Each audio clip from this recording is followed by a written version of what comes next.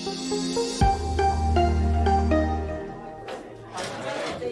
want to welcome everybody here today, and I apologize, our mic isn't working. We'll use our voices the best we can. There are seats in the front if you have any trouble hearing, please come on.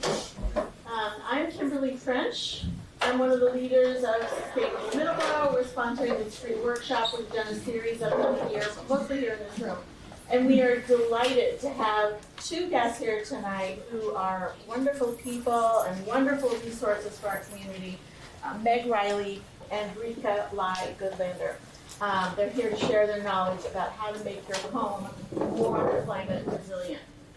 But first, I would like to say just a word or two about who we are at Sustainable Middleborough. We're a local nonprofit. We're powered by volunteers. We've been around for about 7 years now, and we are interested in all things about making our community more sustainable and livable for generations to come. Our focus has been on clean energy, especially energy efficiency, helping residents find ways to save money and energy through whole house weatherization. We have a lot of materials on the table. Please pick some up if you didn't already. I just want to mention more than half of the houses here in town were built before 1960, which means they are almost certainly or under insulated. In houses like that, about half of the energy used for heating and cooling just goes right out the window, just money lost. So our goal is to do outreach and education to make the project of insulating and air sealing your home, or installing heat pumps when it comes time to replace your furnace, and figuring out how to pay for it more doable. So getting our old leaky housing here in town insulated is the best way, we believe, that we can reduce our carbon footprint here in town. So we have several things to help with that. We have an online weatherization guide just for Middleborough and Lakeville residents. It's on our website, sustainablemiddleborough.org. And one page that we are pretty proud of is on the website, but we also have printed pages here. This is a spreadsheet that has every single federal, state, local rebate, tax credit, and 0% or low interest loan program that you could be eligible for to do a project of any kind of energy measure, whether it's weatherization, solar, electric vehicles. So please pick one of these up if you're interested in that. We've also hired a weatherization navigator, Hayden Kane, who has been certified as an electric coach by Rewiring America. He's back here in the back in the, what do we call your shirt? Burnt orange shirt. And he's also trained with a boat energy management. So you can make an appointment with him, and you can talk to him on the phone or come and meet with him one-on-one, and he can help you with your project. It is all free as part of our local nonprofit outreach. And I also want to urge anyone who has not had a home energy assessment in the last 3 years. I don't know if anybody want to say if you have or haven't. If you have not, you've not done it. Okay, if you have not done it and you still have things left to do, please sign up to do that. This is one of the most important things. It takes a while to get your appointment. We have a flyer here that can help you. It has a QR code where you can sign up. We also have 2 people. Hayden is one. Alan, also in the gray vest in the back, when this is over, can help you sign up right tonight for your assessment. This is a really important first step. This is a good time to do it. I'm just hearing this week that maybe about the end of February, there are going to be new rebates that are released by our State Department of Energy Resources, up to $8,000 additional rebates for energy improvements in your home. So it's a good time to get that assessment. We also invite you to sign in for our mailing list at the table. We use it very sparingly for local events and actions and things like this tonight. If you haven't yet seen our insulation workshop, which is a couple months ago, I think it's well worth watching that one. That was just terrific amount of information. One of the best things I've seen on any topic. It's on our website. It's also on the local access cable channel. You can find it there. Later this spring, we're planning a workshop with our friends at Citizens for a Healthy Middleborough and the Sierra Club, Massachusetts, on how to reduce PFAS in your home and in our town. And I ask you also to mark your calendar. Saturday, March 1st, we will again be co-sponsoring the Cooler Middleborough Fair, We're the High School Environmental Club and the New England Coastal Wildlife Alliance, which is based here in Middleborough. So let us know if you'd like to volunteer to help with that, and please come also. So tonight's event was actually conceived at last year's Goodlander Middleborough Fair when Meg came as an exhibitor with a lot of 4-H kids and mentioned that she had started studying for a climate resilience certification, and she'd be happy to share what she was learning. So let's give a warm welcome to Meg Riley from Plymouth County Extension and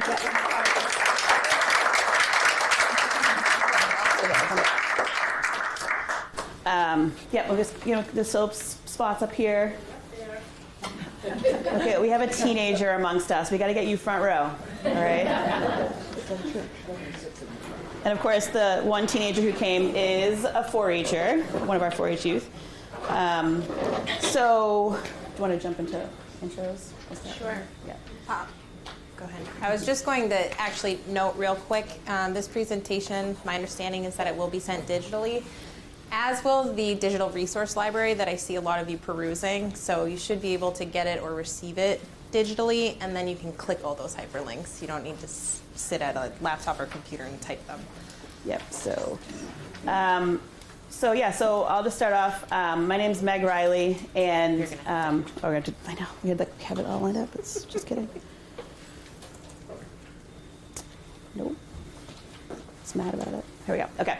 So my name is Meg Riley, and I went to UMass Amherst. I have a degree in environmental science and biology. Back when environmental science was like such a new science, they wouldn't even let you major in just environmental science back then. So mostly what I've done is agriculture education. I worked for the trustees of reservations for over a decade. I was also executive director of Soul Homestead here in Middleborough, so Middleborough holds like a very special place in my heart. And now I work as the agricultural extension educator for Plymouth County. And in my role, really what I do is I support agriculture in many different forms. So I could be working in a school with young people. I could be working with small farmers, trying to help them get access to resources, grants, technical information. I also work with the Southeast New England Ag Conference and Trade Show, which is coming up February 2nd. So if anybody's interested in that, we're starting to advertise for that as well. So I want to plug that while I'm here. And then this is my partner in crime. Hi, Breeka Goodlander. I suppose I'm a product of the women before me going to school. I am a certified wetland scientist, professional wetland scientist, certified ecologist, and a myriad of other designations and things just because I get certificate happy. But I have about a decade of experience both with state, local, and private permitting, consulting, and work. I am not here representing my current employer, but I am the conservation director for the town of Franklin as well. Additionally, I have a permaculture farm in South Middleborough. I'm actually the last street before you head into Rochester and Carver and Wareham, so I really only come to town for the library. So. Yeah. And I lease land in the town of Plimpton. I have sheep and pigs. Yeah. So basically, Breeka and I we share a universe. We're friendly, talking about some different projects.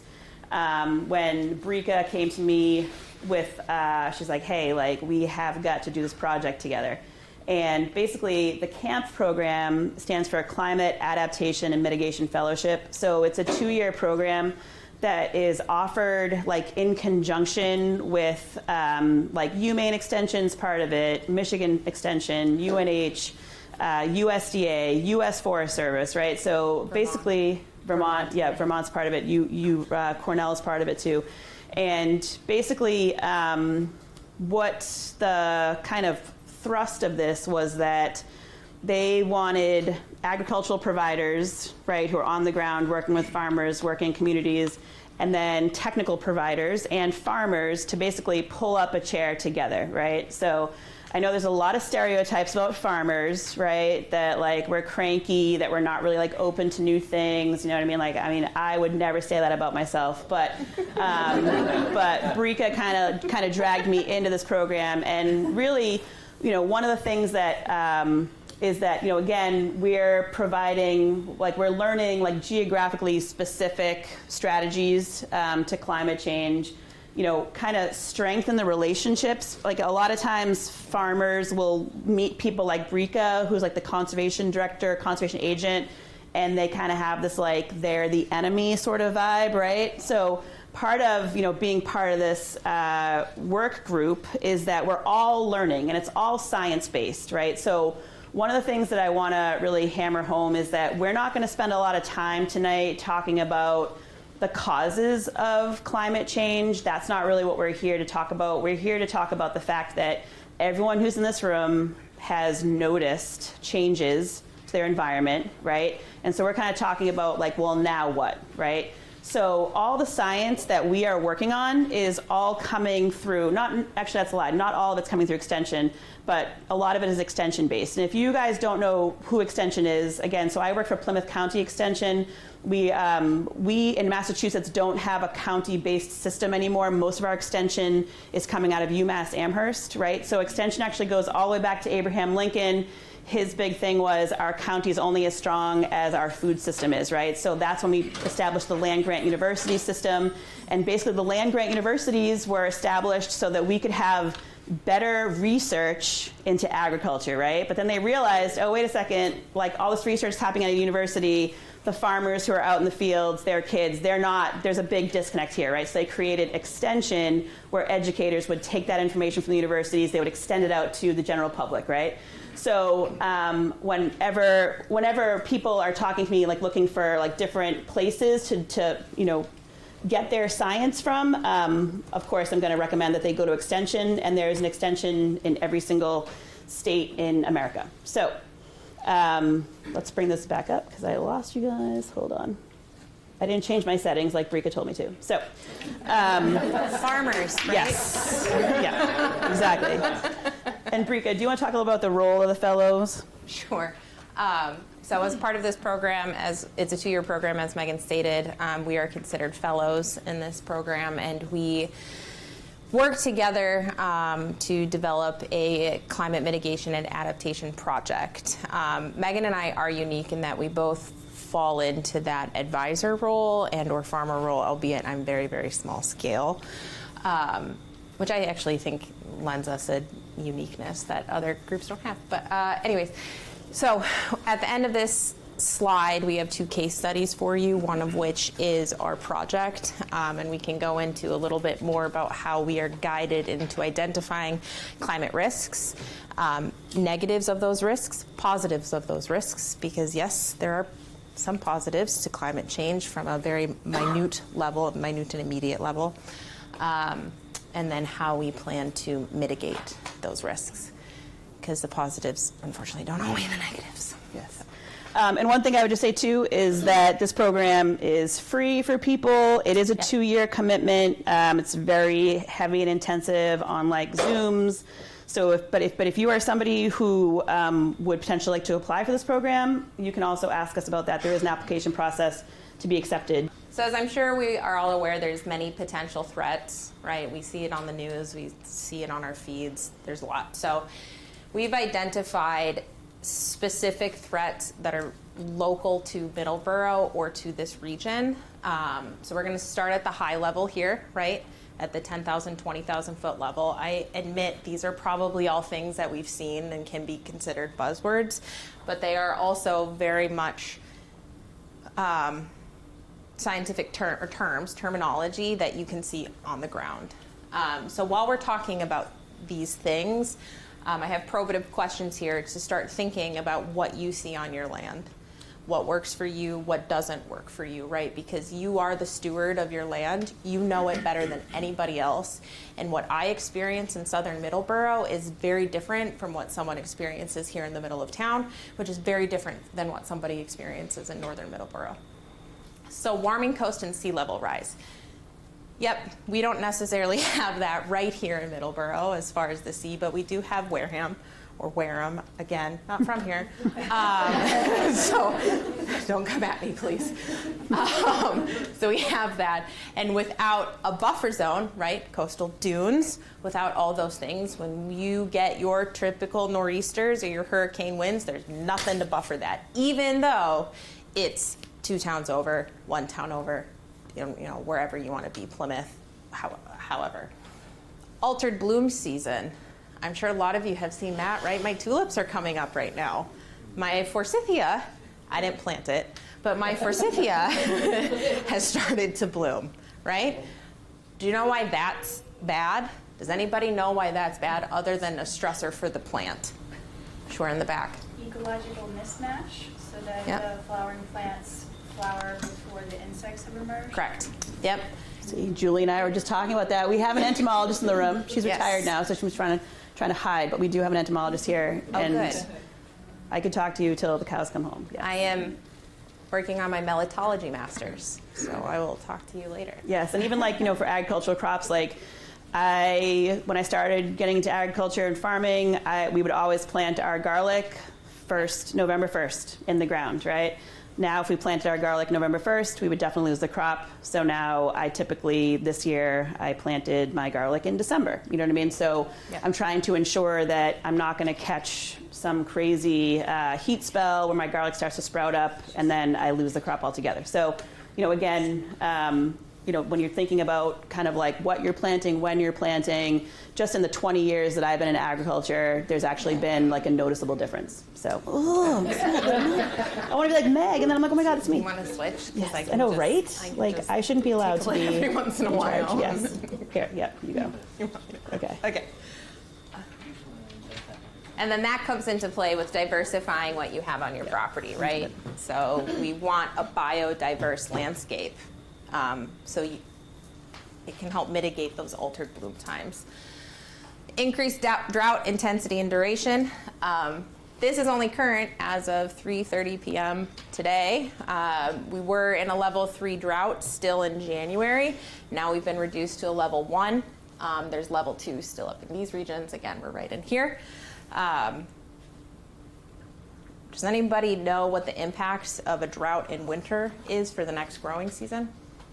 You can spitball. Lack of groundwater. Yeah. Ice melt.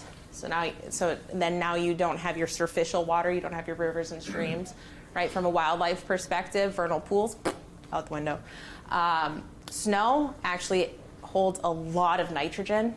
So for those that are gardeners and farmers, now you have a net loss of nitrogen going into your soil, which will affect your crops or your garden. And we've been getting a ton of calls at Extension from people who are, especially when you invest in like tree plantings, like trees are very expensive. And what you might not realize is that, even if you planted a tree maybe like 2 years ago, right, we've had a really chaotic, or let's say like in the last like 2 to 4 years, we've had a very chaotic kind of pattern where we had like an extremely wet year and then we had a very dry year. And so what happens is these investments, these trees that you've bought, people are constantly calling me, my tree looks like absolute garbage. Like, what did I do? Why is this on me? And it's like, sometimes it's just beyond your control. Because even if you're able to like water and kind of keep ahead of a drought, I mean, if your tree is going from, roots underwater soaked to then like very, very dry, like that stress on a young tree is just, it's like not sustainable. So, yeah. And then the last one, if you guys can't read it, is increased large disturbance events. So this is one of the things that the average person might not notice, but especially a lot of us like in agriculture are very aware of, is that when we are getting rains and when we are getting storms, that it's so much more impactful in a very short window of time, right? So these storms that are coming in, you're like, yay, we need rain, right? But we don't need 5 inches of rain in like 4 hours, right? Because now the plants are absolutely overwhelmed. We're going to see more erosion. We're going to see, a real loss. So this is part of the problem, is that it's like we've kind of like gone to real extremes, right? So like American Farmland Trust, they're doing a program specifically for farmers, and this program is called No More Normal, right? Because a lot of I can't even tell you how many times I've said like, well, geez, like that storm was crazy and that's not normal, or I don't remember seeing that. Like you catch yourself like saying these things, but then you start to realize like, I've already said that exact same thing like 4 times this season, right? So I think one of the things is, especially in agriculture, is that we like to have some sort of like reliability, right? To make our plans.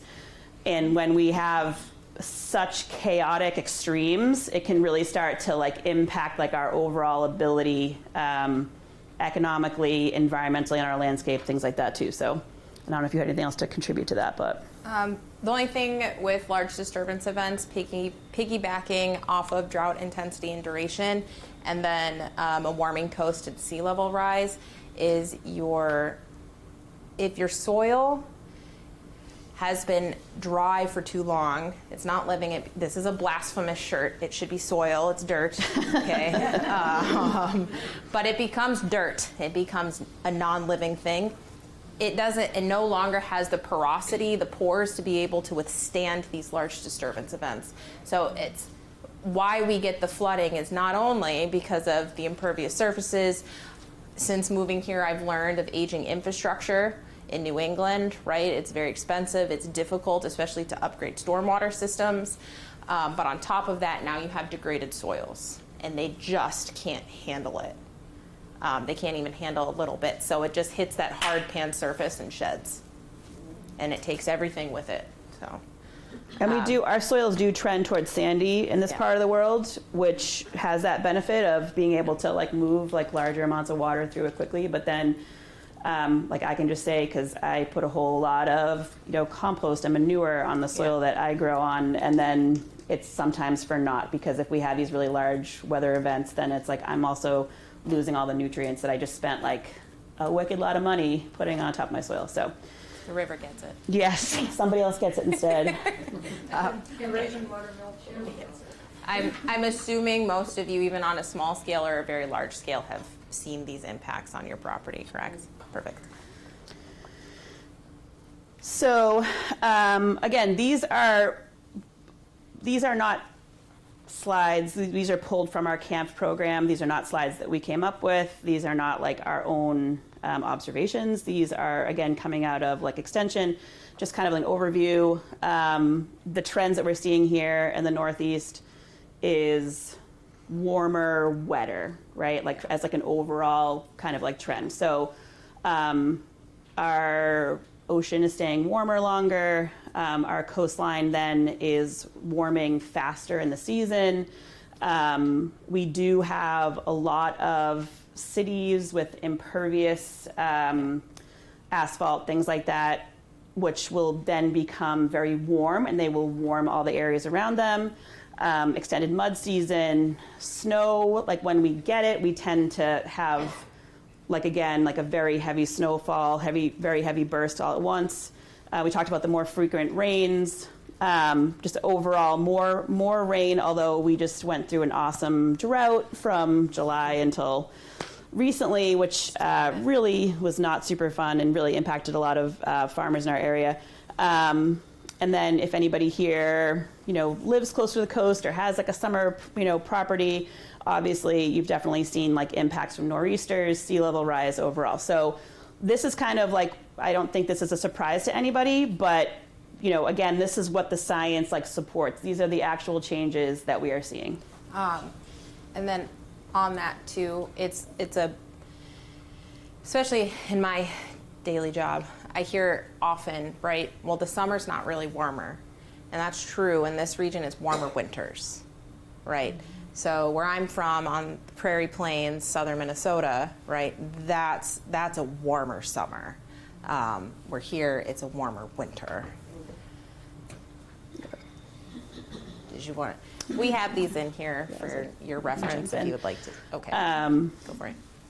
So, I mean, basically, again, this is from NOAA, so you can kind of see like the trend over time. So, again, our ability to adapt to a 3-degree temperature change, obviously, like for people, that's one thing. But when we're taking into consideration, the plants that we're working with, they don't necessarily have that ability to fluctuate their environment the way that we do. So 3 degrees might not sound like a significant increase, but it definitely is. So. Same with you're the livestock one. Yes. Livestock, right? Ticks, not dying. You know what that means? Now we're going to have increased diseases. We're going to have new diseases. We're going to have things coming up from the equator. This is a global scale. I know I said I'd keep local, sorry. But we're going to have things coming up from the equator that can now reach into our regions. So it is a whole shift, right? It's not just temperature. It's not just sea level rise. It really is, the entire ecological landscape is changing. Yeah, and people love to joke around about like, oh, it's so awesome because like it's going to be like living in, like Virginia soon. 2 growing seasons. That's crazy. Yeah, so a lot of people I think make a lot of jokes about, being in New England and having like less snow and having it be warmer and like, isn't that fantastic? And then the next slide I think kind of touches on so I'm not sure if people have heard of what a growing degree day is. Do you have a question, Bill? Oh, you have a question? Sure, what's your question? Quick question on that. The last slide? Heat? Last slide. Yep. Being as old as I am, which is not that old, I've noticed that the temperatures going to the far left, okay, have been going up, increasing, and then all of a sudden, I see this massive drop, and I see the temperatures going back up again, okay? And how many years difference is that between there and currently now? That's 1970 to 2023. For this blue line. So we're looking at 54 plus years? Yeah. Okay. And this drop is that's a curiosity, actually. And then on the other end of the scale, I see the line going back up again, and that starts from where to where? Is that another 50-year span? This is 1895, and then this is 1965 right here.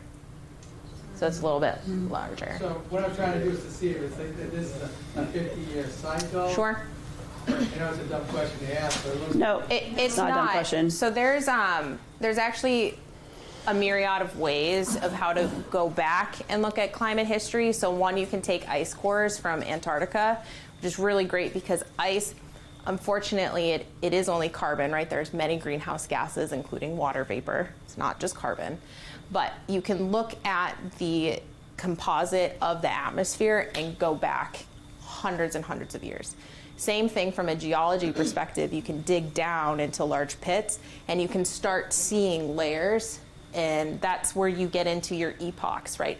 So that's where we can pinpoint the dinosaurs and the asteroids because we can see this layer of debris falling down. That's how you can track Pompeii and Mount Vesuvius, for example. So there are different ways to go back, more than just what this shows. Generally, when it comes to graphs and climate data, you can only see it on a 30-year, 50-year, or 100-year cycle. But there is all this other data behind it. So. Yeah, and I think, did you have a question too? I just wanted to make a point. I think one thing scientists don't emphasize enough is this is not really about total amount of change. It's the rate. Exactly. The rate. I mean, Yep. if we talk about carbon dioxide, Yep. if you go from 1 million years ago to just 150 years ago, you see a change Yep. of about 150 points. That's over 1 million years. Yeah, but it's been over the highly next concentrated, 150 in a years, smaller, it's much another smaller period of 150 time. points. Yeah, that's what Megan was saying, is things I can't tell people, adapt that's like quick the enough. difference Yeah. between landing a helicopter at 1 miles per hour and landing it at 126 miles per hour. Yes. No, thank you. Yep. One of the things that we've noticed is increased wind. Yeah. It's very rare you Yeah. get a Yeah. small craft warning, where that Yep. used to be an unusual thing. And Yeah. it used to be calm in the morning, then lunch would come and the wind would pick up in the afternoon. Now it starts, the wall goes all night long right into the night. Yeah, it does. Yeah.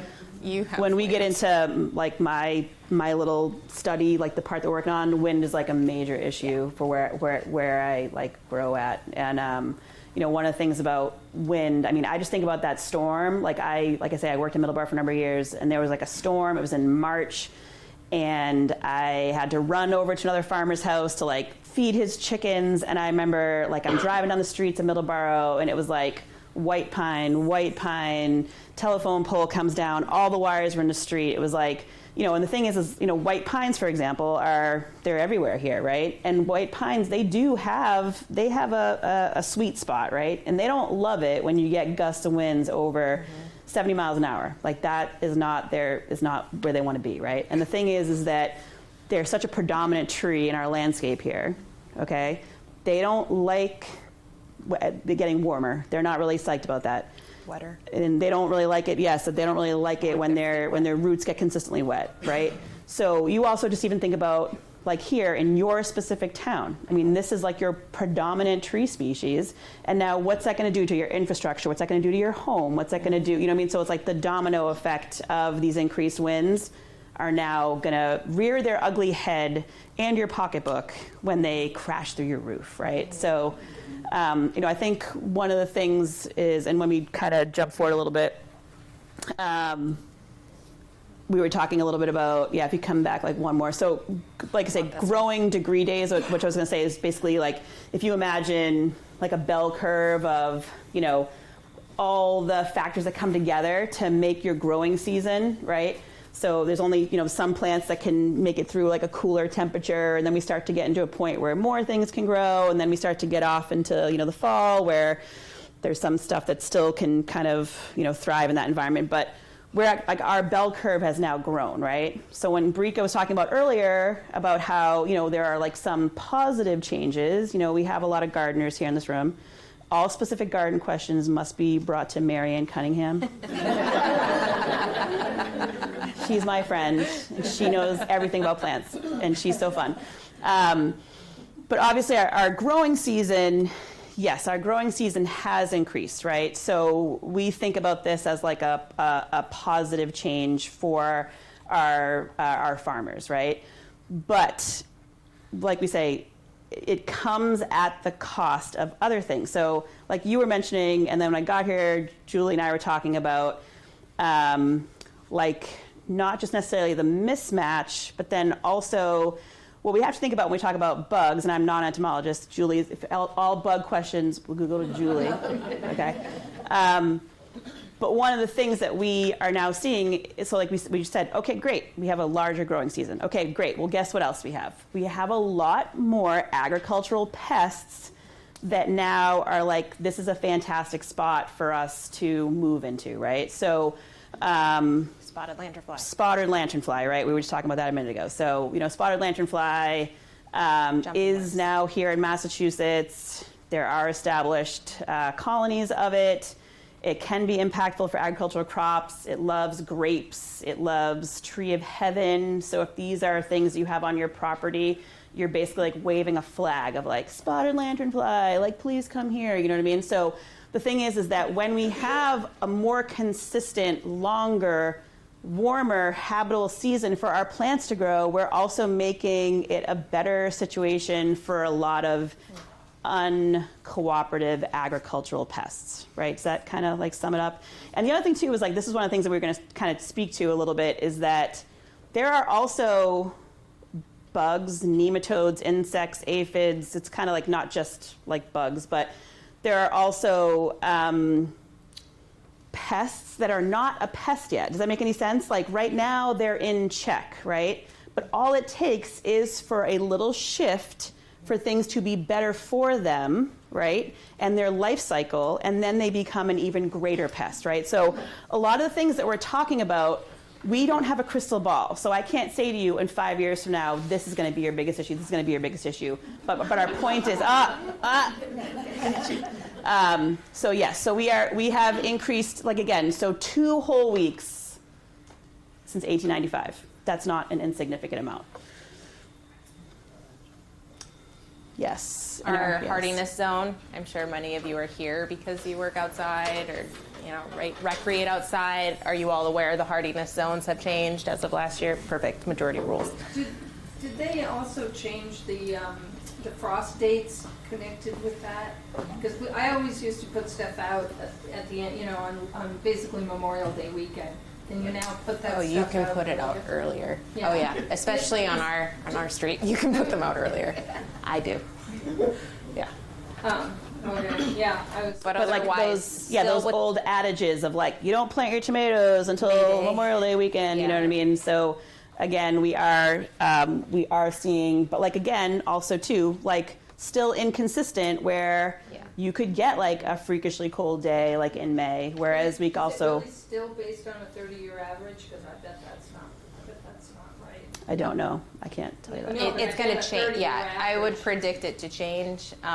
So unfortunately, yeah, with the unpredictability, it means we have to be more present and checking weather and checking what the forecasts say, even though it can be wrong. Hence the garlic in December. I know. I Yeah. planted mine I was sick, but Yeah. I planted mine in December too. Could you just say, what is our zone here now? 6B. 6B. Yeah. Yeah. And then yep. Oh yeah. What zone do you consider us at? So go ahead. Yeah, so we are defined as 6B. Yeah. Yeah. Yeah. But you can get little microclimates too, depending on where you are. So things to consider, because nothing's easy, right? And then the number of days of extreme precipitation has increased. Yeah, this is like a lot going on the slide, but just days with 5+ inches of precipitation have increased 103% since 1958. Okay, so when I was talking about those like extreme days, like I say, like as a farmer, I don't love to see that. You know what I mean? And I know some people in this room who have livestock, and one of the things about having livestock too is that there's like nothing worse than when your animals like consistently have their feet wet and there's mud everywhere, because then like it breaks down their hooves and then what they also do too is like, why would they walk over to the clean fresh water that you have given them when they can just like happily drink out of the puddle that they just pooped into? And now you know what I mean? So when we have a really, really wet, warm July, like I'm like, okay, I'm gonna have to worm, and I'm pointing to Vicky. So all questions about goats can be brought to Vicky. But that's when I instantly am like, okay, I'm gonna have to deworm everybody, because they're gonna be sitting in wet, moist conditions. So again, days with 5+ inches, whoop, that's a huge one. Okay, so now we get into adaptation and mitigation. Yes, and I want to stop you for 1 second, because Go for Breeka it. and I had this conversation already, right? So one of the things about being in this industry is that, again, like I have a degree in environmental science from, 20+ years ago, okay? So like we were talking about like the ozone layer, right? Which Breeka was like still in the womb then or something, right? Intercontinental Climate Change Panel globally Okay. met in 1993. It was a good year. Okay. Yes, it was a good year. She's like, but one of the things is that I think, unfortunately, what tends to happen is that we have different buzzwords that then people attach themselves to, and then they get used so much, and they take on a whole different world of their own. So, like one of the words like I hate, and I already used it tonight, is like sustainable and sustainability, and like this is called sustainable Middleborough, right? But now the word sustainable has been like co-opted by so many different things and people, and it's like, this is sustainably raised dog food, and you're like, oh my gosh, I gotta buy sustainable dog food for my dog, you know what I mean? So I think one of the things is that, again, the program that we're taking part in is climate adaptation mitigation, right? But one of the things that we're going to touch upon is just, again, like I think the word adaptation kind of gives you that feeling of like you're going to be able to kind of like control like where you take this. And our intention tonight is not to give you like false like hope that you're going to have that ability. One of the reasons that we're here is because, again, like it's been eye-opening even for me, who works in this field, to kind of have these conversations and look at a lot of this data. Because when you are making those investments, when you're going to go buy that expensive tree to put, near your house, when you are thinking about how do I want to lay out my farm, or like what are the threats that I have on this piece of property? What have I noticed is changing, right? That's where we're kind of coming from as far as like adaptation and mitigation. We don't want you to think that like you come here tonight and you're going to like write down like a little list of like the plant species that you're going to be planting. And we have Jasmine in the back, and she runs a native plant nursery. So again, she's your person for all things plants, which we will get into. But my point is that just changing the plantings that like you have around your house are like no way, shape, or form going to then give you like false control over like the things that could potentially happen. So I just wanted to get on my soapbox. No, that's true. There's no one true answer, rather a conglomerate of practices. Yep. So there's that. Yeah, so Continue. one of the things that before we jump into some of the thoughts and stuff, so one thing is that like we have like a farmer here who's got like a 3-acre farm. We have a farmer over here who's got like, I don't know how many acres you guys have on your farm. 7. Okay, like 7 acres, right? So 2 different towns, 2 different farms. We have like someone who does an intense amount of gardening, right? So all of you are here because either you've noticed changes like on your property, you want to get out ahead of it. So we're going to come at you with like all these different suggestions and ideas, right? But I think the most important thing is really noticing like what what is special and unique about your property.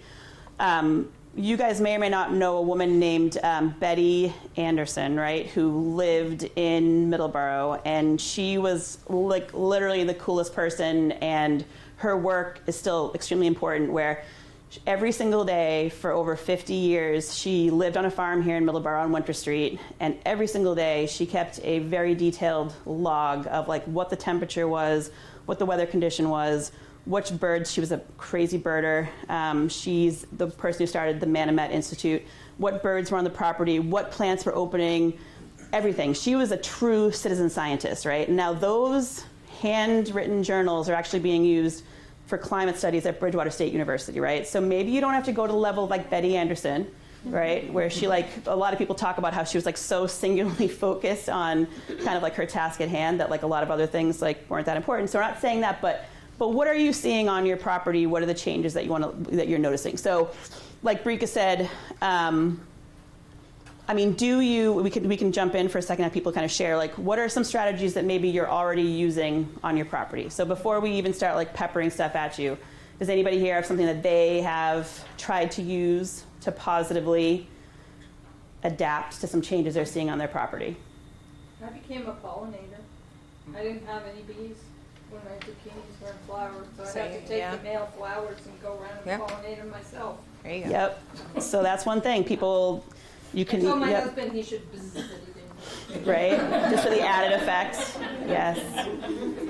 So the entomologist was out there spreading the flower from point to point. People use Q-tips for that sometimes too, if you're seeing low pollination rates on your plants. Is there anything else anybody else is employing on their property? You and I talked about water on your property, and we talked about the hugel culture barriers. So Leela has a small farm, animals, water's moving in a lot of different ways. Hugel culture is this German, I'm 100% saying it wrong. I'm going to just say it. It's hugel culture. Is it what? Who? It's an umlaut. Hug. Okay, that's the Minnesotan. That's I believe you. But this is where you actually take things like sticks and then you pack it with like compost and soil and leaves and things like that, and you can use it as, like in her case, as like a way to divert water.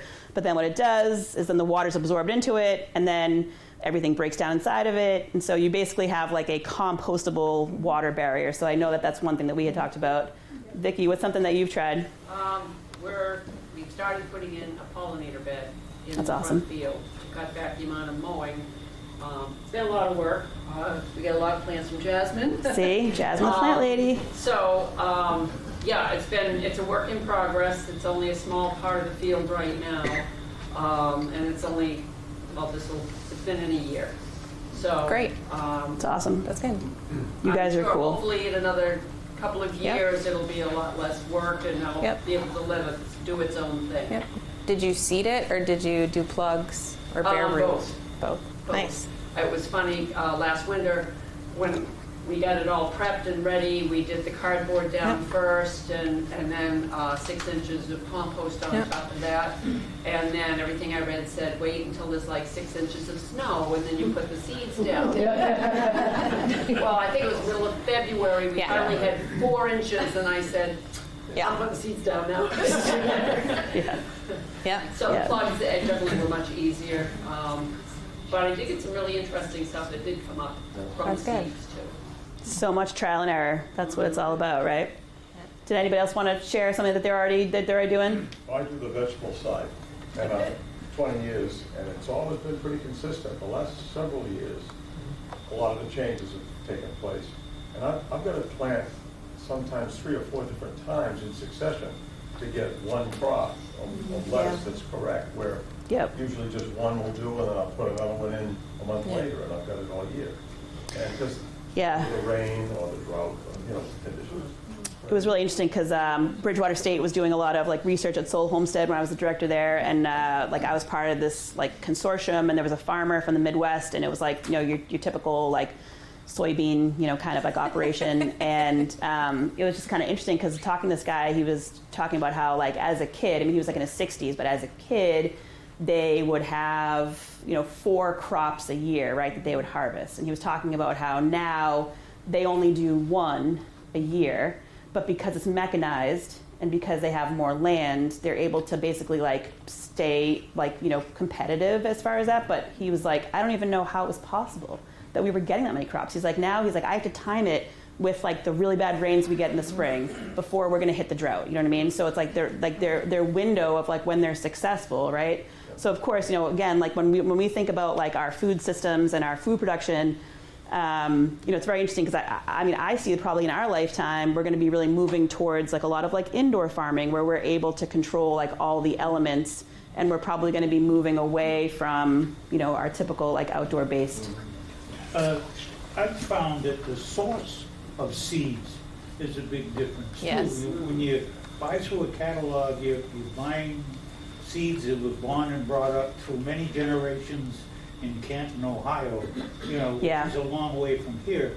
And I've fooled around with a tomato variety. I have no idea what it is. About 20, 25 years from now, and it's adapted very well to the same spot year after year. I give these seeds to someone else, inland or whatever. I say, gee, how'd the seeds go? Yeah.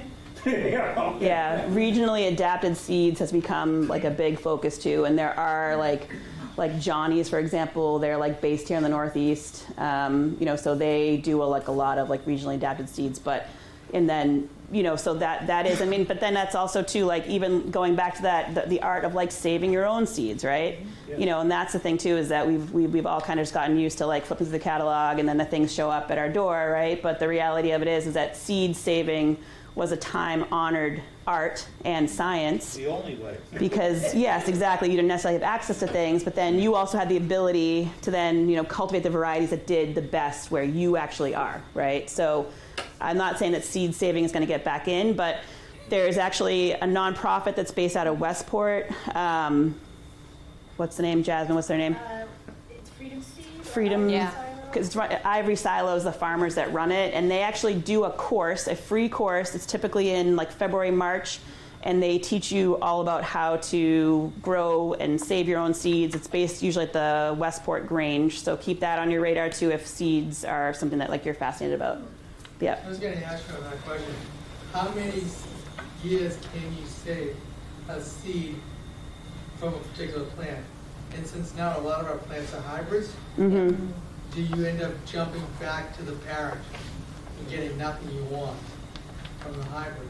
That depends on the plant. It depends on the seed, what type of seed it is, and where it came from. That's like a huge question, but So like bean seeds, for example, I've been trying my bean seeds and letting my granddaughter use them. Yep. But what I'm finding out is that the year after that, or the year after The that, efficiency like drops down, and so. And it's not because I'm keeping them for a long period of time. Yeah. There's a lot of factors too, because it can also just be like how you store them, where you store them. Like I say, different varieties. Like there are varieties that store really well for like longer periods of time, but I think also the seed company oftentimes like wants you to like get like the new seed, you know what I mean, the next year. So, it's like, but there are definitely there's a lot of different factors that go into it. But yes, that's a great question with a very multifaceted answer. Yeah. So with the extended growing season, Yep. past few years, I'm like, oh, well, I can put my garden in before Memorial Day. And almost every time I do that, I seem to have more problems with insects just devouring whatever comes up first, and I end up replanting on Memorial Day. So, Yeah. but this something, I don't know. Are they crop-specific insects? So are you? I don't even know. It's like the seedlings come up, or even the wildlife. If Yep. I haven't blocked it off from the deer, they like and the Yeah. bunnies, and they're getting it because it's earlier. So maybe the animals haven't like really adapted as. Well, that's kind of what Jasmine brought up too, about there being like a little bit of a mismatch to. But the insects seem to love that little warmer weather. And Julie also wants to pilot her own like scientific project over here about like trying to like line up like insects not emerging at the same time as the food sources that they were intended to, and does that impact because of daylight or in temperature? Like this is this kind of stuff that Julie thinks about in her spare time. That's something we're actually practicing on our permaculture farm, especially with borers. So because we have an extended growing season, we're actually planting later. So we're doing the opposite. So we're planting our squashes later to miss the borers window so that we can help better mitigate. Yeah. What we did is we put up a greenhouse. Yeah, Keep everything out. so that is an option too. And later you can, I actually have our permaculture farm on there. So you can see our hoop greenhouses that we have, and then that can Yeah, and this guy's got a question. So I have a story of adaptability. Is I've done the permaculture stuff. Yeah. 2007, I moved in my house. That March, we got 13 inches of rain. My entire side yard was a pond. Yeah. So much so that I had wood ducks living in one of the trees. They're like, hey, how's it And going? I did a ton of stuff. I put in trees, I put in burns, swales, all that Yep. stuff. And now I just get little puddles. But if I look at my neighbor who's across the road, she has to have a jet pump pumping all her water out. Yeah. All I get are little puddles in that area now. Yep. I did a lot of mitigation with a lot of the permaculture stuff. I brought in a ton of leaves at the beginning to mitigate a lot of that water stuff. Yeah. Do you still have issues? Not in the I'm side putting yard. on I my- only I get little puddles in that Yep. side yard here and there. And if it really rains, it might go, but it goes down very quickly. Okay, so it infiltrates Yeah. quick. Yeah. Is it an area that you want to garden in, that you would like I to do garden use for? in it. I Okay, have you still my do? main garden's in Okay, there. so you have Yeah. green stormwater infrastructure in throughout your garden, essentially. Basically around it, just Yeah. protecting it. I have burns and swales, Interesting. protecting it from getting too infiltrated with I think the we're 2 for water. 3 though. Yeah, right? I got So- Yes. Thank you. And that's kind of a good segue into, And also yeah. I use, I see my psyllium up there. Yes. yes, you're our mushroom I'm guy. a commercial mushroom grower. Are you Yeah, really? We met before. I would love to talk to use, you. like, typically once a week I go to Starbucks, grab their coffee grounds, and then I take all my spent mushroom blocks and I mix the two together, and then I just go and spread it. I would love to chat at you afterwards. Yeah, there is like a wealth of knowledge in this room right now, and I'm like joking around when I point people out, and like I do remember talking to Mushroom Guy like back in the day about kitchen stuff. But one of the things though is that there are people that have way deeper wells of knowledge on certain subjects that we're bringing up that than we do. But like again, one of the big things is just to start thinking about your property in different ways, and then like again, there are people in this room that might really speak to like what you want to do, whether that's like homestead and add in some livestock, or that's grow mushrooms or grow native plants, or you know what I mean. So I think again, like at the end of tonight, don't just run away. There's probably like a lot of people that you could have some really interesting conversations with, but. Do you want to buzz through this quick and then? Yes. Well, I mean, I can start. I'll start and then you jump in. So, first, like mitigation action is kind of taking a little bit of an assessment of your plant species that you have on your property. So, obviously, when you have a lot of water, increasing the plants and trees and shrubs that are going to root down and then utilize some of that water. That's going to kind of help to mitigate if you do have changes where you have more water on your property. There's a ton of talk about native species, and again, like Jasmine, this is like her, like this is what she does. Like this is her entire job, her entire life. But one of the things when we talk about native species, right? So again, like another word that we hear a lot of, some people will say these are species that have been here before, like European colonization. Other people will say that these are plant species that are indigenous to Massachusetts. So when we're talking about native species, again, we're not talking about things that have been like brought here over time because they are not native here. They are beautiful. We add them to our garden. But one of the things about that the science really supports is that native species, because they have been here for hundreds of years and they've kind of been through the high highs and the low lows, they have a little bit more like adaptability in their growing, right? So a lot of times, like when people are like, oh, it's going to get warmer, so now I can finally grow that southern species that I've always wanted to have in my yard, that's not where we're going to tell you guys to go to. We don't want you to like run down and start importing stuff from down south and bring it up here. What we want you to do is kind of take stock of like what you already have. And part of the thing about trying to remove invasives off your property is that the thing about invasive species is that they are just like, if you want to imagine it, it's like they just have the jump on everybody. Like, that kid at school who was like always like faster, stronger, got picked first for like the kickball team, right? So that's kind of like what invasive species are. So they really get out ahead of things, and then unfortunately, the more invasive species that we have, the more they're moved by wildlife, things like that. And then a lot of species that are non-native also really thrive in a carbon-rich environment, which we have an increased, carbon dioxide, and then we have more invasive species, right? So, and another thing too, you're going to see provide windbreaks, which we'll come back to, reduce heat island effects. So again, we do want to still have trees and shrubs near our house to reduce the temperature overall. Our mushroom guy talking about our mycelium network, our bacteria in our soil. We're learning so much more about soil, like the amazing connections that are keeping soil healthy is not just which minerals you're adding to it. Your soil is alive, basically. So one example project is our camp project. Our camp project, this is what we're working on right now, is that we have to basically take an example of an agricultural property. We have to kind of look at what the risks are, and then we have to talk about what are some strategies to mitigate those risks, right? So this is a piece of land that is on the backside of the Sheriff's Department farm in Plymouth. And I work for County Extension, and we have this nice little greenhouse, and you guys can see where my silage tarp got blown away. Right there it is in a pile. But we're using like no-till methods, silage tarps, things like that to start building the soil back up. The soil tests that were done here, this has been a crop field for like well over 100 years. The soil was like absolutely barren, right? So there used to be like a structure right here, and it was a falling down building. We took that down, and what I didn't realize when we took that down is that we are getting crazy wind from the ocean because we're kind of on a hill, so we're actually completely above like any other tree lines or windbreaks.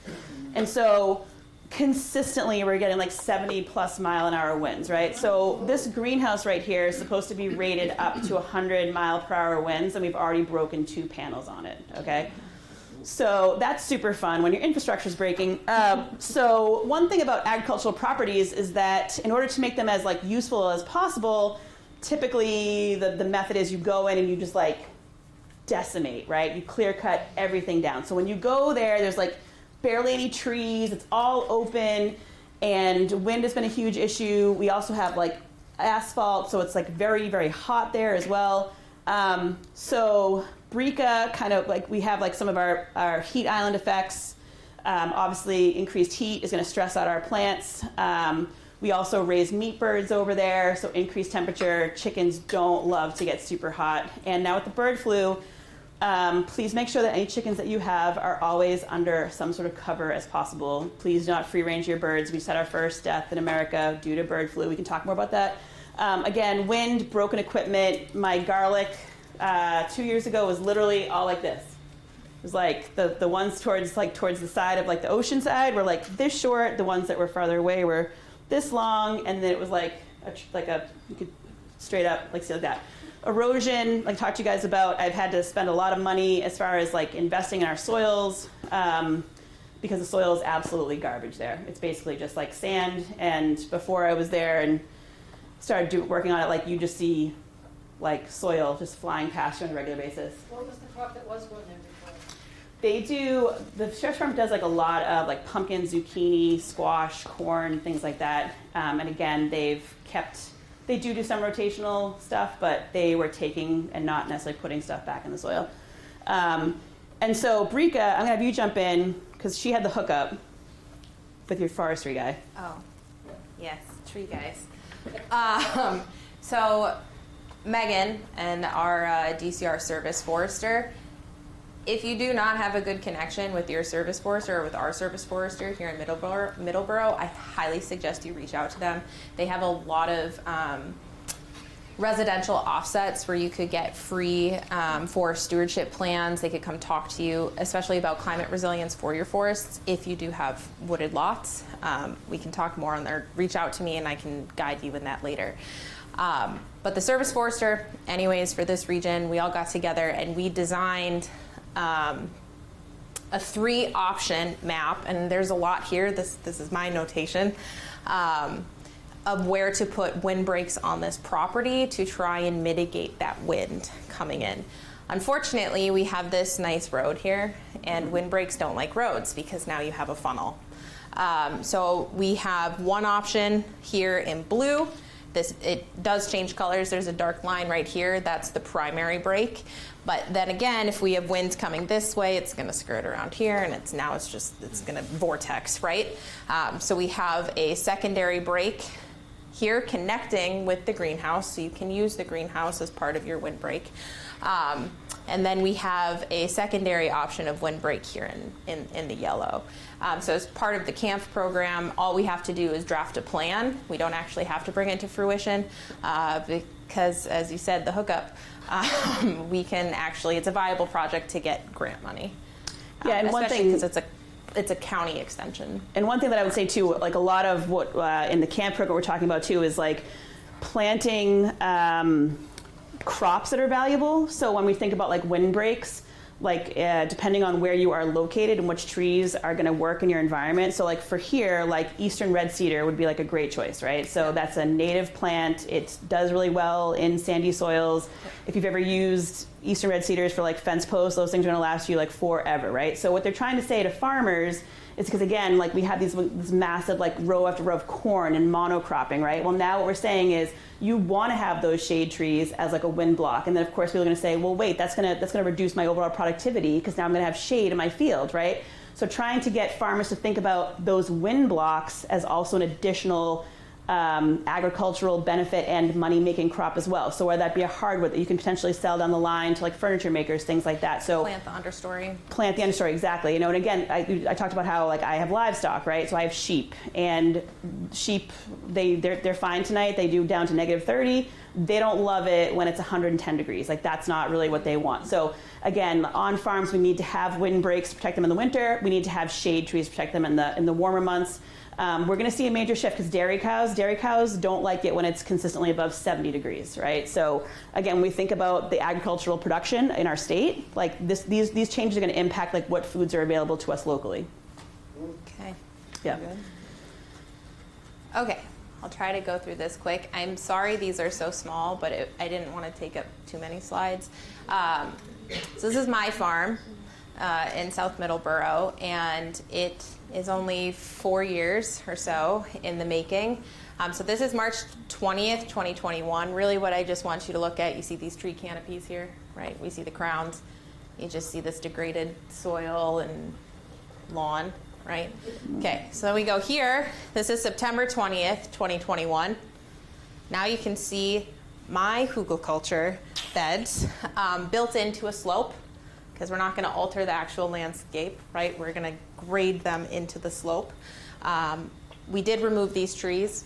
We had some pines. They were crotched, right? So they're cut in their codominant stems. We had some blue spruce, not native, ripped that out. And we did have 2 oak trees. They're my favorite. I'll get back to that in a second. But we were able to use all that material to put in our beds and to lay out wood chips. Okay, so September 20th, 2021, March to September. September 9th, 2022, oh look, we have more beds. We have more things. More things that Breeka wanted, right? Wow, isn't that great? Now we have March 27th, 2023. Better photo. We have some more things. We did not clear back here. This is just leaf off, right? Because it's in March. We also have, I raise native bees, right? So baby melitologist.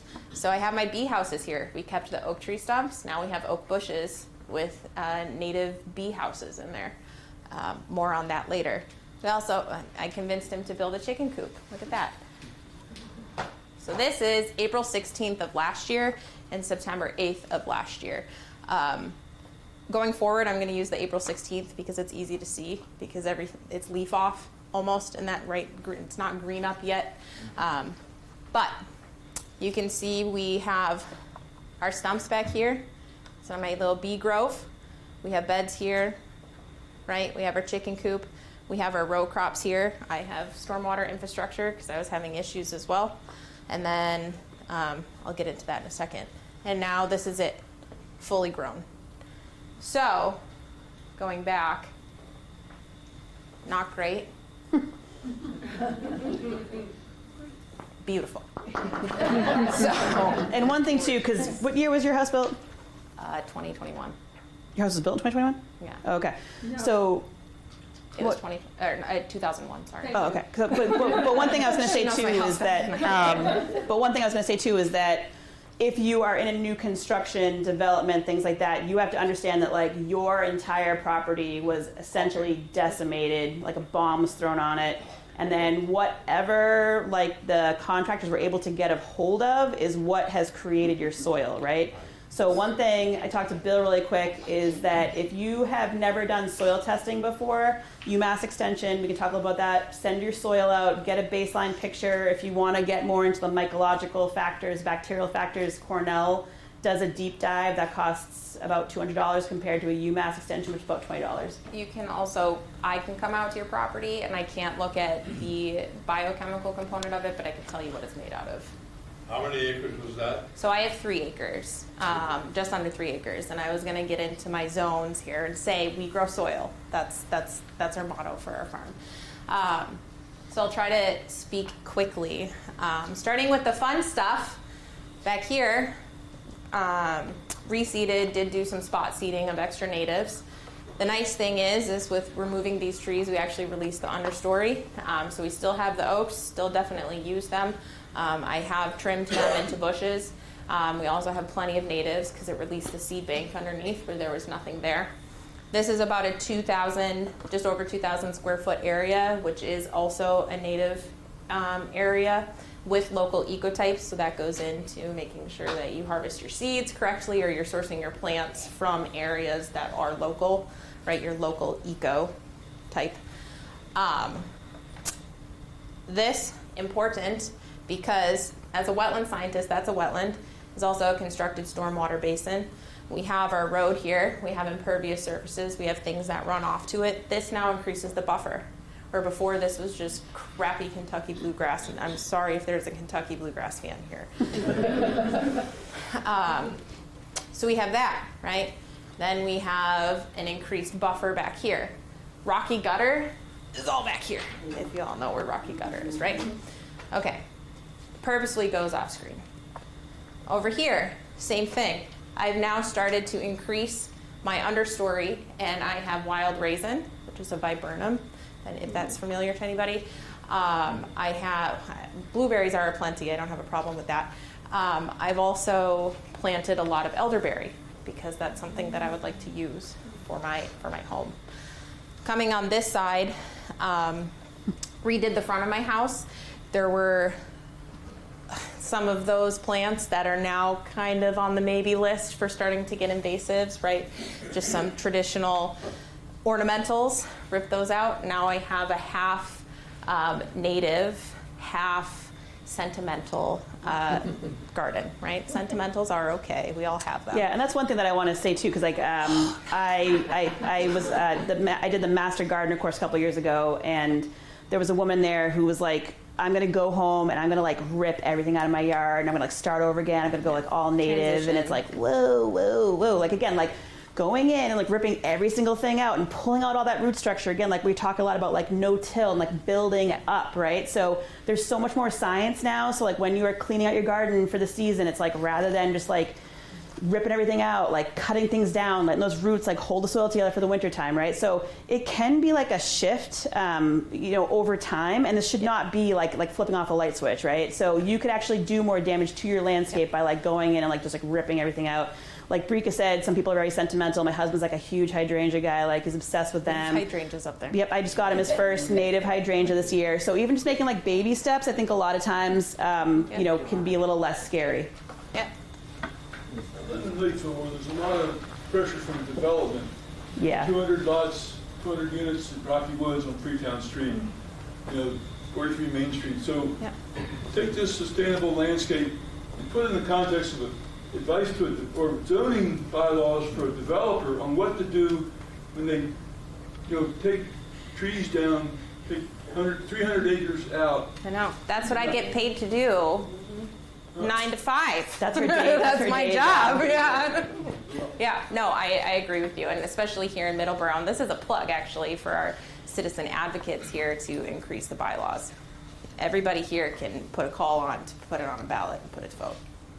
That is your right. Yeah, and unfortunately, like it's a little bit different when you are building a home for yourself, and you can work with the contractor and say, I want as minimal soil, compaction as possible. I only want the absolute necessary plants to be disturbed. I want my soil to be maintained. You know, that's one thing. When we have a developer come in, I mean, obviously for time, money, you know, that's just not going to happen. It's going to be a clear cut. A lot of times, you know, like the conservation will come in and say you have to have like stormwater retention in different parts and places, but yeah, I mean, coming in and like I say, running like large machines over your soil over and over again, I mean, that's not great. Compaction is like really hard to mitigate. And I don't think that you might deal with this, but when you rip out all those trees and everything, Yeah. affects the people downstream Yeah. with the underground water. Now we're gonna get a lot more. Yes, water is always on the move. It's got a mind of its own. And not everything that's exotic is invasive. That's true. There are exotic invasives and there are exotic non-invasive. So true. Not everybody's created equal. Yeah. All right, so over here we have another shade ephemeral springtime garden. Same mix of native and non-native. Our lawn, that is seeded with native grasses. I just hit that. So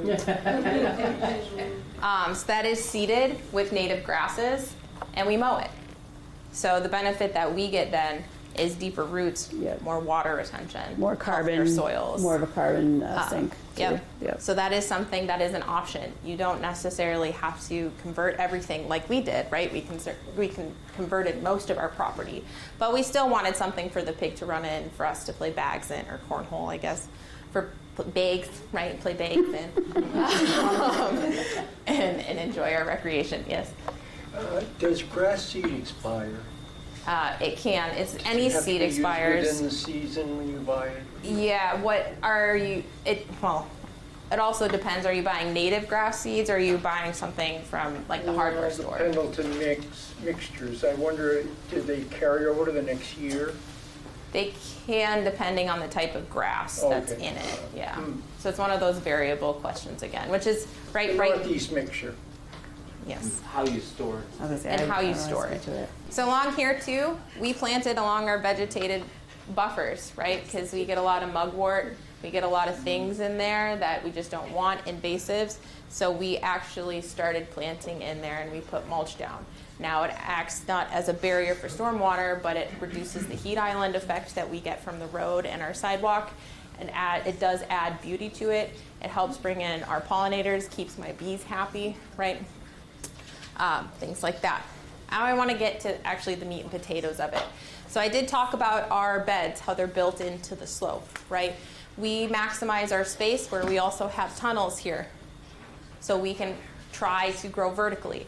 That also helps shade from afternoon sun, right? So we're trying to think about heating and cooling. Where is the sun throughout the day?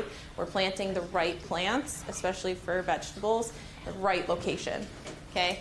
This is where we grow our lettuce, so that is partially shaded. We have our chicken coop here. It is much larger now. It's strategically placed in the middle of the garden, which makes it ease of access to bring things in there and to bring it out for compost. I am a big at-home forager and herbalist, so I have all of my mints in buckets. Amen. That is important. That's what all those are, right? We have our row cropping here. As I mentioned, we grow soil. So everything from our chicken coop comes back on here. I am one of those crazies that will sit there and go through the leaves in our yard and pull out the ones that have little cocoons on them, and then we mulch the rest. At least right here. Back here, that's a free-for-all. We use that mulch to bring over here, and we use it as a carbon amendment, right? We have compost bins. My chicken coop has a rain barrel. I don't water our edible plants with it, and I don't water the chickens because there's stuff up there, right? But I do water all of our flowers. We do a lot of companion planting. For our tomatoes, we generally plant 3 companion plants. I plant nasturtiums nearby to bring in the parasitic wasps, because the parasitic wasps will attack the hornworms. Then I plant the basil in there to help shade the understory. And then, marigold melon. Sorry, pregnancy brain. Not honeydews, cantaloupes. Okay. When we plant cantaloupes in there also to shade. Up in here, so we buy hay bales to protect the chickens for winter winds, right? Guess what? When those get all moldy and then they have the mushrooms in there, I love that, because that's what all that is. So then we bring it out. We're growing our soil. Breeka's going to pop to the next slide. So again, if you guys have additional questions, I can be reached at Plymouth County Extension. Our emails are right here. You can click a picture. There was some handouts with all different resources, but then all the stuff will be online too. So there's a lot of different websites you can go to and explore. But again, Breeka and myself are always happy to talk about this kind of stuff. We'll put it up on our website. Thank you guys.